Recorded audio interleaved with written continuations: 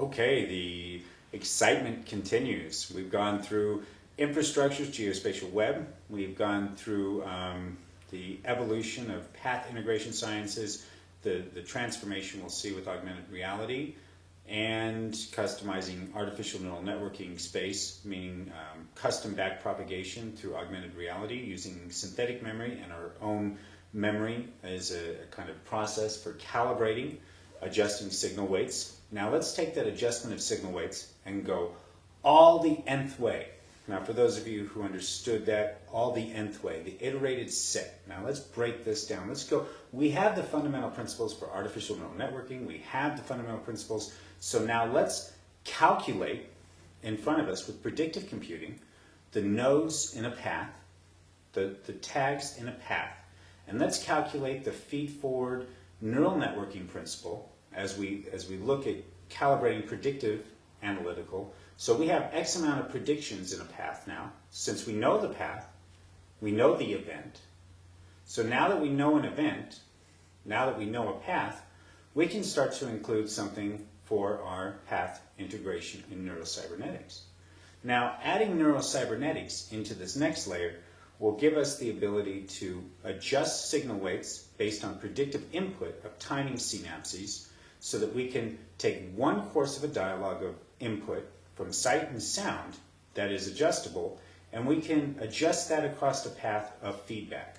So now we can jump a different synthetic memory of associations that relate directly to common coding between the visual and the auditory system to create a reactive, responsive Pavlovian condition.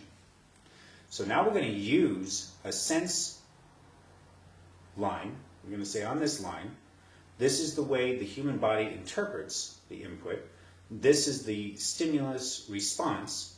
And so we are going to go through something that we are going to call running tandems. Sounds fun. 2 people now. So in neurocybernetics, what we're going to do is we're going to equip me here with a stimulator. We'll just call it stimulator device. We're going to equip this person over here, this female, with stimulator device. And we're going to share each other's eyes, but one is going to calculate my path, and I'm going to calculate her path. Now we're going to compete path integrations. So this is a competitive path integration. This is kind of a game we're going to play with path integration sciences. Where she goes in her path, I'm going to associate an input function on her nervous system by pressing this button. Wherever she goes in this path, if I can keep her thoughts going in this direction by pushing this button, and I can only push it 10 times in this path, we're going to develop a neurocybernetic response system. Now, in order for this to make sense, the conditioning of any nervous system, any neural network, has to have an increment and a decrement threshold. So as we get into the law of comparative judgment, and as we get into the concept of Weber's law, where we take a constant logarithmic difference, we're going to take that constant logarithmic difference and we're going to build ourselves a path of inductive feedback. We want that feedback, when we push this button, to create a response system based on our feed-forward neural network analysis of the path.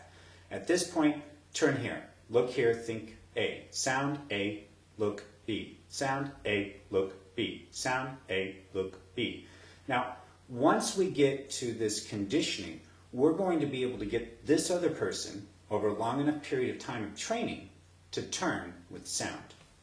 Now, how far does that go into the nervous system? How far does that go into the neural networks?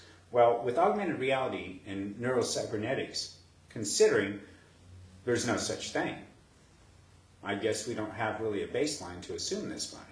But we will find out how to do this and prove it. Why did you turn your head there? I just motor neuron functionalized you to turn in anticipation of a pleasure, of a response, and now instead of this type of conditioning framework, let's change the conditioning framework and let's add reward systems. So now reward systems along a path. So anyway, neurocybernetics, as we go further into this next analysis, where we're going to make another market, which is sense share, where we actually eye share each other's visual and auditory fields and create a stimulus response for the other person.